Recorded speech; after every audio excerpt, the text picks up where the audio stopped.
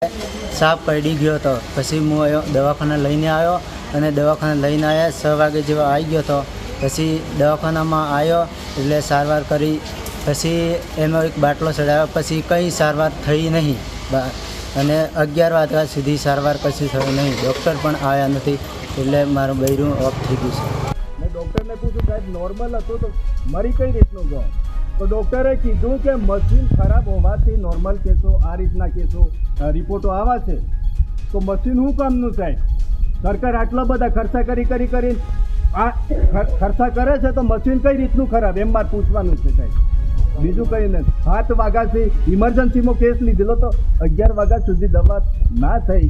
એક બોતલ ચડાવો, બીજા બોતલ લાવીને પગોની બાજુમાં ખાટલાના ઉપર મૂકેલા તો એ દવા શું કરવા મૂકી? ખાલી જોવા પૂરતી જ મૂકી.